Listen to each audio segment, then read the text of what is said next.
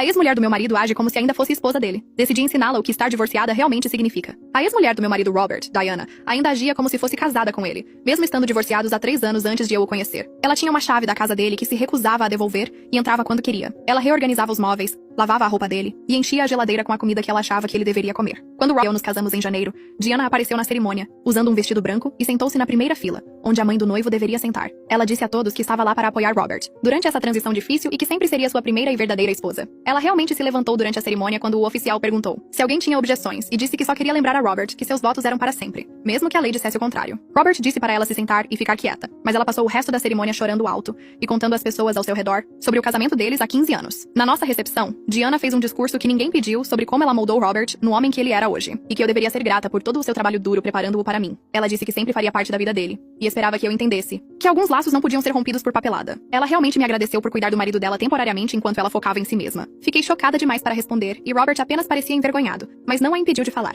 No dia seguinte ao nosso retorno da lua de mel, Diana estava na nossa cozinha fazendo café da manhã, e ela disse que sabia que Robert gostava de ovos fritos com gema mole aos domingos, e que eu provavelmente ainda não sabia disso. Ela usou a chave dela enquanto estávamos fora para limpar a casa, e jogou fora todas as minhas coisas, que considerou inapropriadas para a casa de Robert. Ela disse que Robert tinha padrões específicos que ela manteve por 15 anos, e que me ajudaria a aprendê-los. Quando mandei ela sair imediatamente e me dar a chave, ela riu e disse que Robert tinha dado aquela chave, e só ele poderia pedir de volta. Robert desceu as escadas e, em vez de exigir a chave, apenas pediu a Diana para ligar antes de vir na próxima vez. Ela disse que vinha há 3 anos sem ligar e não via por que isso deveria mudar só porque eu morava lá agora. Robert realmente me disse que Diana tinha boas intenções e estava apenas com dificuldades para se ajustar às mudanças. Diana começou a aparecer todas as manhãs, para fazer o almoço do Robert para o trabalho, porque dizia que ele nunca comia direito sem a orientação dela. Ela entrava no nosso quarto, enquanto ainda estávamos na cama para perguntar o que ele queria para o jantar. Ela disse a todos na vizinhança que estava me treinando para cuidar de Robert adequadamente, já que ser esposa dele era um trabalho de tempo integral que exigia experiência, e ela até endereçava suas correspondências para a nossa casa como Diana Wheeler Roberts, embora tivesse voltado legalmente ao seu nome de solteira após o divórcio. Quando pacotes chegavam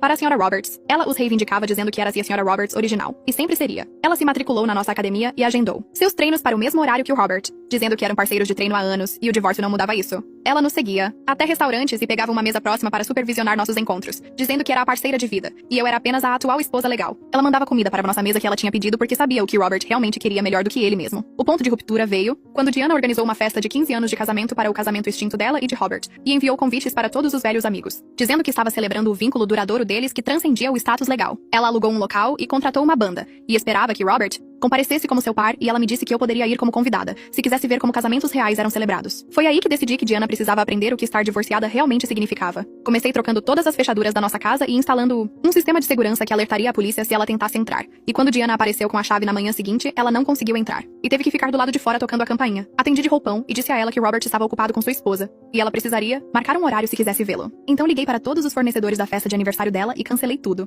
explicando que Diana estava confusa, e achava que ainda era casada com meu marido. O local foi compreensivo, e reembolsou o depósito dela para Robert, já que ela tinha usado o cartão de crédito dele sem permissão. A banda ficou horrorizada ao saber que tinha sido contratada para o falso aniversário de uma mulher divorciada e concordou em cancelar. Enviei mensagens para todos os convidados, explicando que Diana estava com dificuldades para aceitar o divórcio e estávamos preocupados com o estado mental dela. Em seguida, fui à academia e mudei a matrícula de Robert para uma unidade diferente, dizendo a eles que sua ex-mulher o estava perseguindo. Eles baniram Diana de todas as instalações por assédio. Fiz o mesmo em todos os restaurantes que frequentávamos, explicando que sua ex-mulher estava nos seguindo e atrapalhando nossas refeições. Todos colocaram a foto dela em suas listas de proibição de atendimento. A verdadeira consequência veio quando contatei o namorado de Diana, com quem ela namorava há 6 meses. Encontrei o número dele através de amigos em comum e liguei para ele naquela noite. Ele atendeu no 3º toque, e eu me apresentei como a esposa do Robert. Houve uma pausa antes de ele dizer que sabia quem eu era porque Diana havia me mencionado algumas vezes. Respirei fundo e disse que precisava falar com ele sobre o comportamento de Diana porque ele merecia saber o que realmente estava acontecendo. Expliquei tudo. Como ela entrava na nossa casa com a chave há meses, mesmo depois de nos casarmos. Como ela fazia os almoços do Robert todas as manhãs e entrava no nosso quarto enquanto ainda estávamos na cama. Como ela organizou uma festa de 15 anos para o casamento com meu marido que terminou 3 anos antes de eu conhecê-lo. Como ela nos seguia até restaurantes e dizia aos garçons que era a verdadeira parceira de vida do Robert. Como ela usava correspondência com nome composto, embora tivesse mudado legalmente de volta após o divórcio. Ele ficou completamente em silêncio. Contei os segundos, na minha cabeça, e cheguei a 30 antes de ele falar novamente. A voz dele estava diferente agora.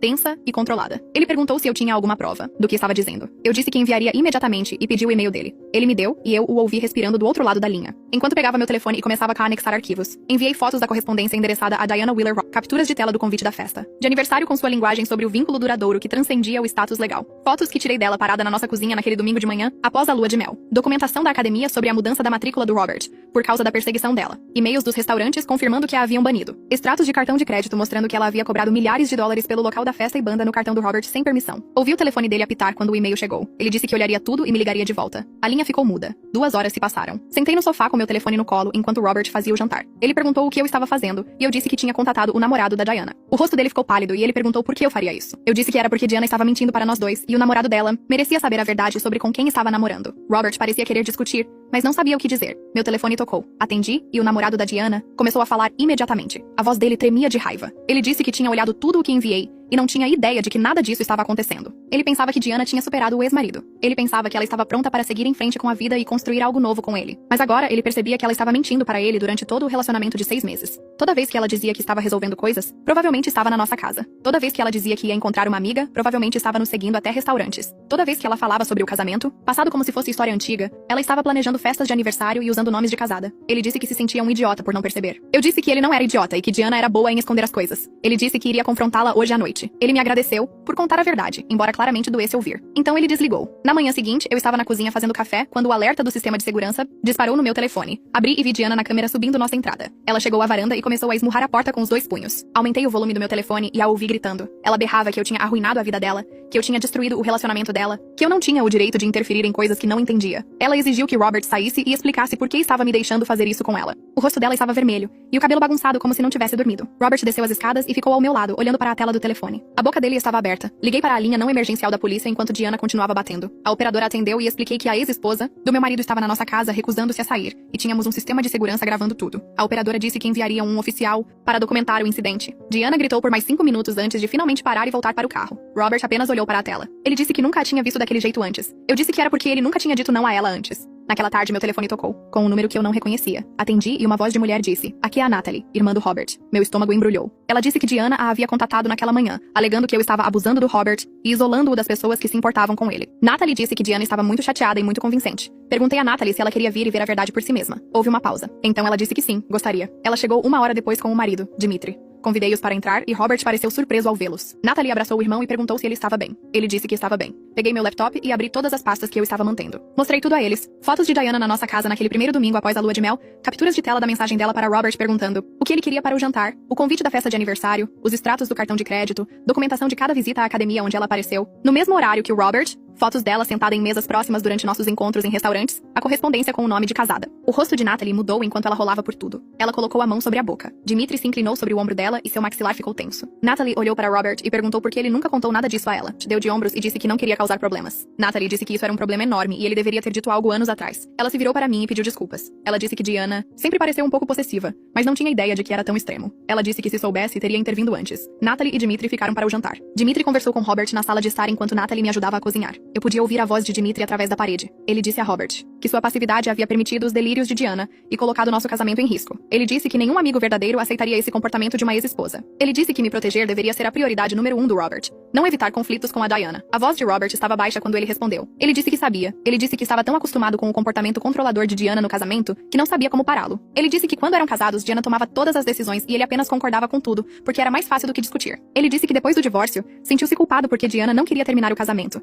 E ele queria. Então, quando ela continuou aparecendo, ele disse a si mesmo que ela só precisava de tempo para se ajustar. Mas agora, ele via que tinha piorado tudo ao não estabelecer limites. Ele disse que Robert precisava mudar isso começando agora. Robert disse que estava pronto. 3 dias depois, chegou do trabalho parecendo abalado. Ele disse que Diana tinha aparecido no escritório dele naquela tarde chorando. Ela foi até os colegas de trabalho dele e disse que eu o tinha virado contra ela e roubado seu parceiro de vida. Ela disse que eu era controladora e manipuladora. E eles precisavam ajudar Robert a ver o que estava acontecendo. O chefe dele o chamou para discutir a situação. Robert disse que seu chefe estava preocupado com a interrupção e perguntou o que estava acontecendo. Robert finalmente se defendeu. Ele explicou que Diana era sua ex-esposa que não aceitava o divórcio. Ele disse que ela estava nos assediando há meses e estávamos tomando medidas legais. O chefe dele foi compreensivo. Ele disse que não tinha ideia de que Robert estava lidando com isso. Ele chamou a segurança e pediu que escoltassem Diana para fora do prédio. Ele disse à segurança que Diana não era bem-vinda na propriedade e se ela voltasse, deveriam chamar a polícia. Robert disse que foi bom finalmente dizer isso em voz alta para alguém além de mim. Agendei uma reunião com Jeffrey Lawson na semana seguinte. Ele era um advogado especializado em assédio e ordens de restrição. Trouxe 3 pastas cheias de documentação, fotos, capturas de tela, extratos de cartão de crédito, relatórios policiais da manhã em que Diana apareceu gritando, declarações da academia e restaurantes, tudo. Ele espalhou tudo em sua mesa e analisou cada peça cuidadosamente. Ele fez perguntas sobre a linha do tempo e tomou notas. Depois de uma hora, ele recostou-se e disse: temos um caso extremamente forte para uma ordem de restrição. Ele disse que a invasão sozinha era suficiente, mas combinada com a perseguição, fraude de cartão de crédito e assédio contínuo após ser instruída a parar, um juiz definitivamente concederia a ordem. Ele explicou que o processo levaria algumas semanas. 2 dias após nossa reunião com Jack, o telefone tocou, com o número do namorado da Diana. Robert atendeu no viva voz. O namorado disse que queria pedir desculpas por não ver o que estava acontecendo antes. Ele disse que tinha terminado tudo com a Diana completamente. Robert perguntou o que aconteceu quando ele a confrontou. O namorado disse que Diana teve um colapso completo. Ela insistiu que seu casamento com Robert era seu relacionamento real e sempre seria. Ela disse que o namorado era apenas alguém para passar o tempo até Robert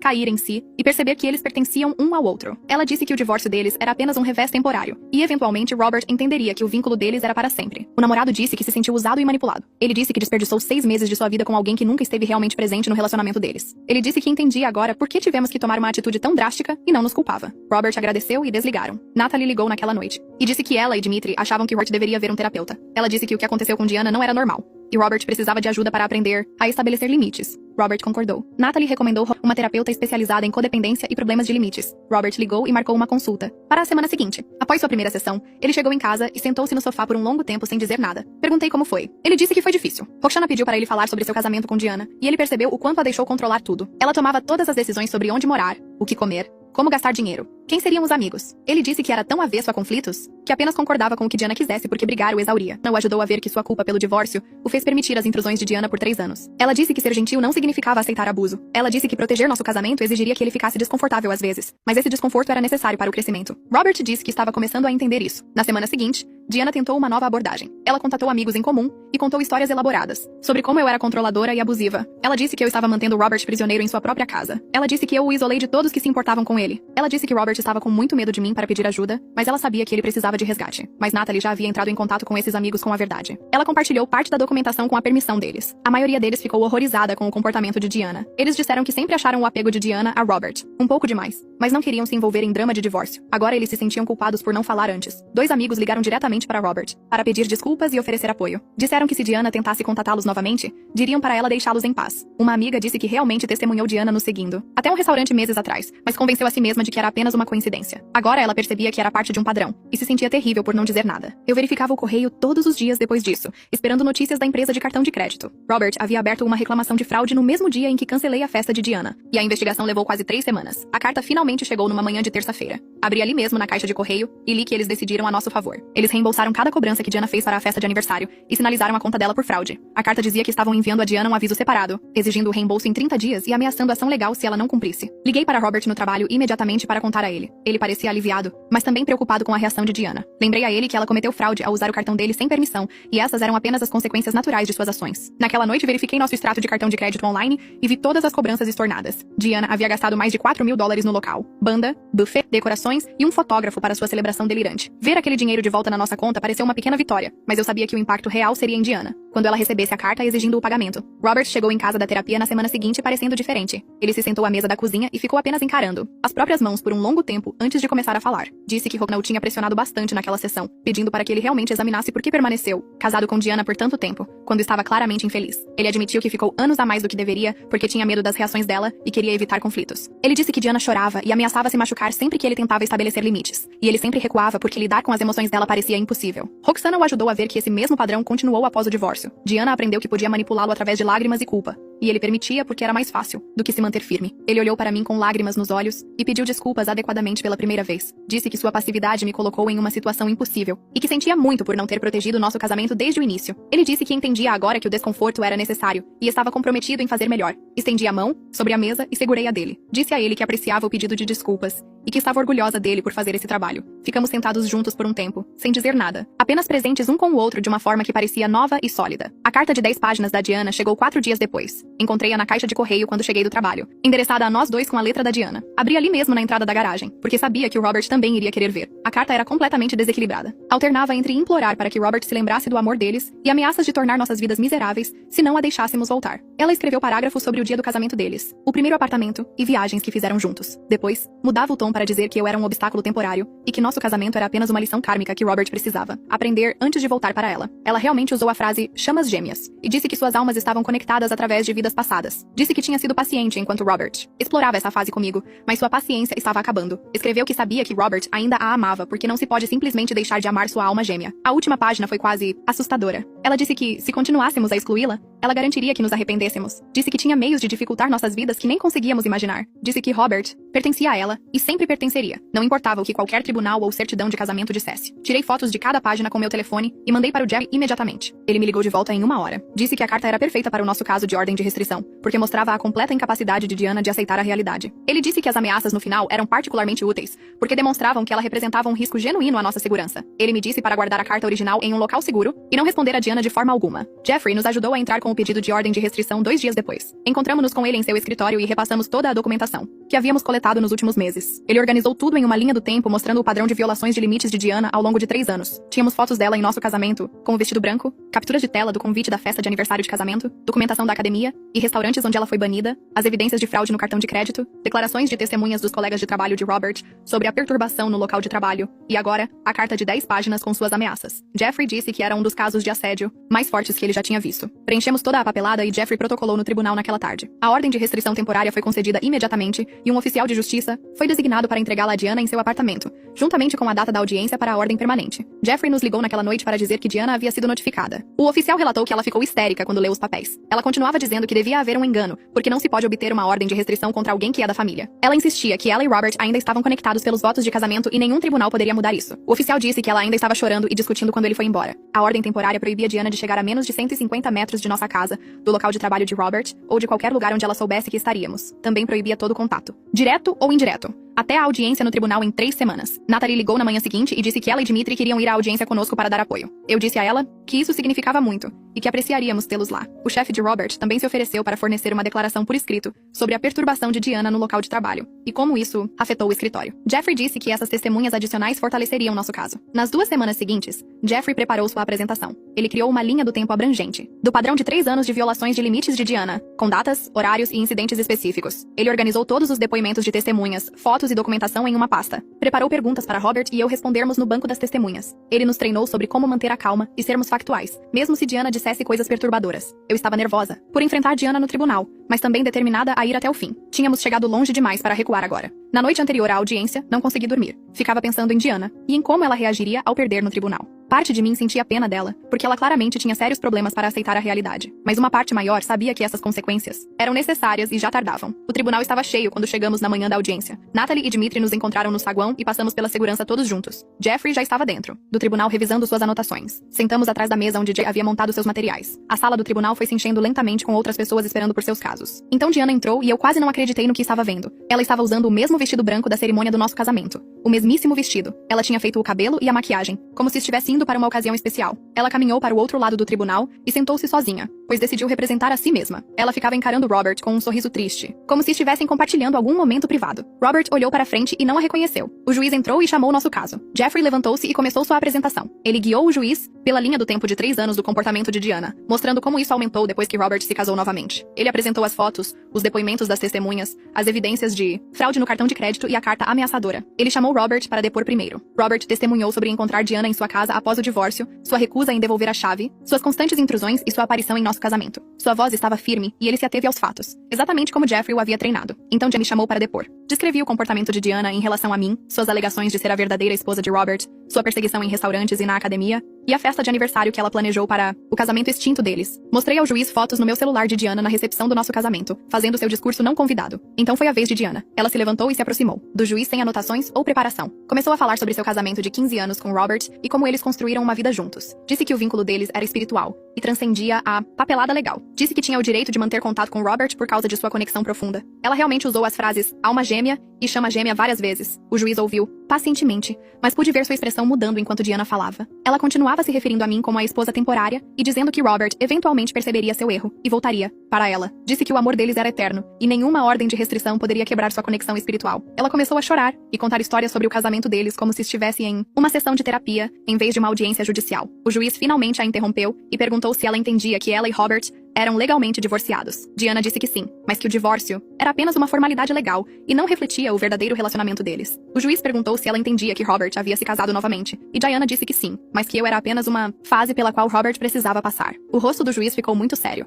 Ele perguntou diretamente a Diana se ela acreditava que Robert queria contato com ela. Diana disse que sabia que Robert a amava, mesmo que estivesse confuso agora. O juiz perguntou se ela tinha lido a petição da ordem de restrição, onde Robert declarava explicitamente que não queria contato com ela. Diana disse que Robert estava sendo influenciado por mim e não sabia o que realmente queria. O juiz anunciou sua decisão sem nem fazer uma pausa para deliberar. Disse que estava concedendo uma ordem de restrição de 3 anos, com termos muito específicos. Diana não poderia contatar Robert ou a mim diretamente ou por meio de terceiros. Ela não poderia chegar a menos de 150 metros de nossa casa, nossos locais de trabalho ou qualquer lugar onde soubesse que estaríamos. Ela não poderia postar sobre nós nas redes sociais ou fazer quaisquer declarações públicas sobre nós. Ela tinha 7 dias para devolver quaisquer chaves, restantes ou propriedades pertencentes a Robert. O juiz olhou diretamente para Diana e disse a ela que seu divórcio de Robert era legal e definitivo. Ele disse que ela precisava aceitar essa realidade e seguir em frente com sua própria vida. Disse que sua insistência contínua de que tinha algum direito especial sobre Robert, apesar do divórcio, mostrava uma desconexão preocupante da realidade. Ele recomendou fortemente que ela procurasse tratamento profissional de saúde mental. Diana começou a chorar mais forte e a dizer que o juiz não entendia. Disse que a conexão deles era especial e única, e ninguém conseguia ver, exceto eles. O juiz disse firmemente que o tribunal havia tomado sua decisão e ela precisava cumprir a ordem de restrição ou enfrentaria acusações criminais. Diana continuou chorando enquanto o oficial de justiça lhe entregava uma cópia da ordem. Saímos do tribunal com Jack, Natalie e Dimitri. Senti uma enorme onda de alívio me invadir. Finalmente tinha acabado. Diana tinha consequências legais agora, e ela não podia simplesmente ignorá-las. Nos dias seguintes, soubemos por amigos em comum que Diana havia se isolado completamente. Ela não atendia ligações ou mensagens de ninguém. A família dela tentou entrar em contato e sugerir terapia, mas ela disse a eles que todos estavam contra ela e ninguém entendia sua conexão especial com Robert. Um amigo disse que Diana insistia que o juiz estava errado, e a ordem de restrição não mudava nada entre ela e Robert. Senti uma mistura estranha de alívio e tristeza ao ouvir sobre a reação dela. Estava aliviada, por finalmente termos proteção legal e limites claros, mas também me sentia triste sabendo que Diana estava sofrendo e parecia incapaz de aceitar a realidade. Robert disse que se sentia culpado às vezes, mas Rogana o ajudou a entender que a saúde mental de Diana não era responsabilidade dele. Ele não podia sacrificar nosso casamento e minha segurança para proteger Diana das consequências de suas próprias ações. Essas consequências eram necessárias, mesmo que fossem dolorosas para todos os envolvidos. Robert continuou indo à terapia toda semana e começou a fazer progressos reais na assertividade e no estabelecimento de limites. Roxana o fez praticar diferentes cenários onde as pessoas poderiam tentar manipulá-lo através da culpa. Eles encenaram como dizer não com firmeza sem se desculpar ou se explicar. Ele admitiu para mim uma noite que se sentia mais leve, como se estivesse carregando as emoções de Diana por anos e finalmente as tivesse deixado de lado. Ele disse que aprender a estabelecer limites era difícil, mas também libertador. Começamos a fazer terapia de casal juntos também, nos encontrando com um terapeuta diferente especializado em relacionamentos matrimoniais. Trabalhamos nos padrões de comunicação e na reconstrução da confiança. Aprendi que estava retendo alguns dos meus sentimentos porque tinha medo de sobrecarregar Robert. Ele aprendeu que precisava ser mais proativo em proteger nosso relacionamento, em vez de esperar os problemas piorarem antes de resolvê-los. A terapia de casal nos ajudou a nos entender melhor e construir uma base mais forte para o nosso casamento. Estávamos ambos comprometidos em fazer isso funcionar e fazer o trabalho duro necessário para ter um relacionamento saudável. 2 meses após a concessão da ordem de restrição, Diana testou os limites. Uma amiga em comum ligou para Robert e disse que Diana pediu para passar uma mensagem. Diana queria saber se Robert consideraria uma mediação para curar o relacionamento deles. A amiga disse que Diana parecia mais calma agora, e talvez devêssemos dar uma chance a ela. Robert me surpreendeu lidando com isso perfeitamente. Ele disse à amiga imediatamente que qualquer contato de Diana, mesmo através de terceiros, violava a ordem de restrição. Ele disse que se a amiga passasse mais alguma mensagem, ele teria que reportar à polícia, e ela poderia enfrentar acusações por ajudar Diana a violar a ordem. A amiga pediu desculpas imediatamente. Disse que não tinha ideia de que Diana a estava usando e não deixaria isso acontecer novamente. Ela se sentiu péssima por ter ligado. Robert agradeceu a compreensão e desligou. Fiquei tão orgulhosa dele naquele momento. O antigo Robert teria se sentido culpado e talvez até considerado o pedido de Diana. Esse novo Robert protegeu nossos limites sem hesitação ou desculpas. Ele ligou para Jeffrey para documentar a tentativa de violação e Jeffrey disse para manter um registro disso, mas que um incidente através de terceiros provavelmente não era suficiente para prosseguir com acusações criminais. Disse que se acontecesse novamente teríamos um caso mais forte. Uma semana depois que Jeffrey documentou a tentativa de violação de Diana através da amiga em comum, Natalie ligou para nos convidar para um jantar em família na casa dela. Ela disse que queria todos juntos para conversar sobre o que estava acontecendo. E sua voz soava séria de uma maneira que me deixou nervosa. Robert apertou minha mão no carro no caminho e me disse para não me preocupar, que sua família precisava ouvir a verdade. Quando entramos, na sala de jantar de Natalie, a mãe de Robert já estava lá, junto com seus 2 irmãos e suas esposas. Todos pareciam desconfortáveis, como se soubessem que aquela não seria uma refeição em família. Normal. Natalie tinha arrumado a mesa com seus pratos bonitos e feito o assado de panela favorito de Robert. mas a atmosfera parecia pesada. Sentamos e conversamos amenidades sobre trabalho e clima. Por talvez 10 minutos antes de Natalie largar o garfo e olhar ao redor da mesa. Ela disse que todos precisavam reconhecer que o comportamento de Diana tinha sido completamente inaceitável por anos, e que a família deveria ter apoiado os limites de Robert, em vez de permanecer neutra. A mãe de Robert enxugou os olhos com o guardanapo e admitiu que sempre achou Diana controladora demais durante o casamento deles. Disse que Diana ligava constantemente para reclamar se Robert não fizesse as coisas exatamente do jeito dela, e que ela via como Robert parecia exausto ao final de seus 15 anos juntos. A mãe dele pediu desculpas por não ter falado antes, dizendo que não queria interferir no casamento deles e achava que era entre eles. Ela olhou para mim e disse que era grata por Robert ter encontrado alguém que o ajudasse a se defender em vez de apenas concordar com tudo. O irmão mais velho de Robert acrescentou que notou Diana ainda agindo de forma possessiva em eventos familiares, mesmo após o divórcio, mas imaginou que era problema de Robert para lidar. Sua esposa disse que Diana, na verdade, a encurralou no Natal de 2 anos atrás e a avisou para não apresentar Robert a nenhuma mulher solteira, porque ele não estava pronto para seguir em frente. A mesa inteira ficou em silêncio por um momento, e percebi o quanto Diana havia manipulado todos ao redor de Robert por anos. O irmão mais novo disse que se sentia culpado por não levar a situação a sério quando Robert lhe contou pela primeira vez sobre Diana entrando em sua casa. Ele achou estranho, mas não perigoso, e agora entendia que, na verdade, era assédio. A família passou a hora seguinte compartilhando histórias sobre o comportamento controlador de Diana que todos testemunharam, mas nunca discutiram abertamente. A mãe de Robert falou sobre como Diana reorganizava sua cozinha quando a visitava, insistindo que sabia melhores maneiras de organizar as coisas. Seu irmão mais velho lembrou de Diana ligando para perguntar o que Robert queria de aniversário em vez de apenas perguntar a Robert diretamente. Cada história aumentava essa imagem de alguém que não conseguia abrir mão do controle, mesmo depois que o divórcio foi finalizado. Ao final do jantar, todos concordaram que deveriam ter dito algo anos atrás em vez de evitar o conflito. A aceitação e o apoio da família pareceram um peso saindo de cima de nós dois. Saber que não estávamos mais lutando sozinhos contra as ilusões de Diana. As semanas após aquele jantar em família trouxeram uma paz que eu não sentia desde que me casei com Robert. Eu podia andar pela nossa casa, sem aquela tensão constante nos ombros, sem esperar encontrar Diana na cozinha ou ouvir a chave dela na fechadura. Robert e eu começamos a estabelecer nossas próprias rotinas como casal. Coisas simples como fazer compras de supermercado juntos no fim de semana e cozinhar refeições que nós dois realmente queríamos comer. Ele admitiu numa manhã de sábado que nem gostava tanto assim de ovos fritos, com gema mole, o que me fez rir até ter lágrimas nos olhos. Ele disse que Diana decidiu que era isso que ele queria há 15 anos. E ele apenas comia todo domingo porque era mais fácil do que discutir. Começamos a experimentar diferentes comidas de café da manhã e descobrimos que ele, na verdade, amava panquecas com mirtilos, algo que Diana nunca teria feito porque achava panquecas pouco saudáveis. Robert começou a expressar opiniões sobre coisas que eu nem sabia que ele tinha preferências, como qual temperatura manter a casa ou quais programas de TV ele realmente gostava de assistir. Acontece que ele concordou com as escolhas de Diana por tanto tempo que parou de pensar no que ele queria. Estabelecemos novas tradições que eram apenas nossas, como pizza na sexta-noite e maratonas de filmes, ou caminhadas de domingo à tarde no parque perto de nossa casa. O sistema de segurança tornou-se apenas parte de nossa rotina normal, em vez dessa necessidade urgente que verificávamos constantemente. Eu podia relaxar no sofá sem pular a cada som lá fora,